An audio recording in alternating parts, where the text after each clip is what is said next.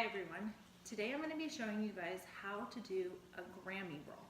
So I'm going to start by showing you the Granby roll, and then I'm going to walk you through the steps of how to be able to do a good Granby roll. So here we go.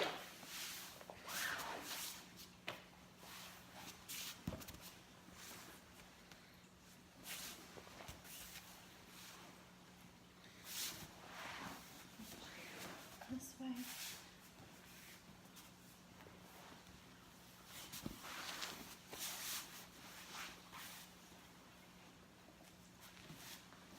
Alright, so that is the Granby roll. And in Jiu Jitsu, we're always learning different rolls. So commonly we see forward rolls and backward rolls as very introductory rolls to be able to do when you first start Jiu Jitsu. And as you get a little bit more advanced, you might see what's called the Granby roll. So what I just demonstrated for you. And I would say this is a little bit more of an advanced technique, so don't be discouraged if it takes you a little bit of time and practice to be able to learn how to do an effective Granby roll. Okay, so here are my tips on how to do a Granby roll. So I like to always use my hands and go underneath my legs and hold here when you're learning how to do these Granby rolls. This is just going to help you keep yourself in a nice compact ball and focus on the direction that you want to be going. Okay, so the next step is going to be to fall onto your shoulder. So I'm going to tuck my elbow underneath and fall onto my shoulder, not my back. Okay, now I'm going to walk my feet and come on the other shoulder to finish. Okay, so it goes shoulder, walk my feet, and then finish on the other shoulder there. Okay, so a common mistake that I see a lot of people do is they go onto their back. So when they're falling, instead of going onto the shoulder like this, they go onto their back. Now it's really hard to do this Granby roll because I don't have the correct angle. Essentially, when I do the Granby roll, I want to keep all my weight up here on my shoulder line. It's almost like rolling from one shoulder to the other.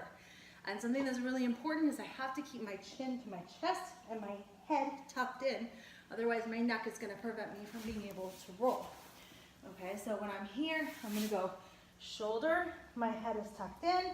I'm going to walk, walk, walk, and now come up on my other shoulder here. So going back, I'm going to fall onto my shoulder. I'm going to walk, so I'm inverted, and then come back onto the other shoulder there.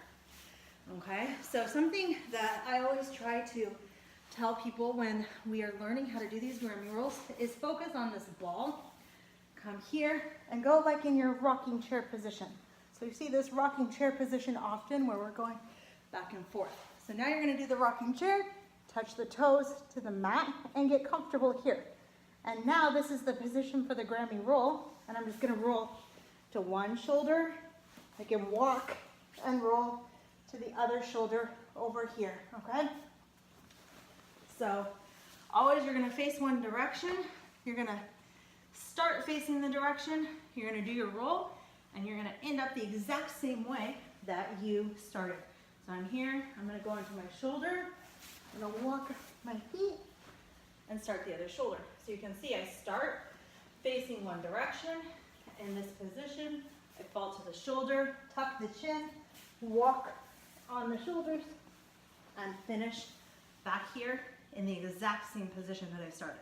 So all of those things are going to help you to know that you're doing these Granby rolls effective. So Granby rolls are really a great solo drill that you can practice at home, and you're going to see them when you start to learn some more complicated guards, when you start to do inversions and things like that. So I hope you enjoy the video. I encourage you to practice it at home. It's a great thing to be able to get some solo drills in, practice while you're watching TV, and go from there. See you guys on the mat.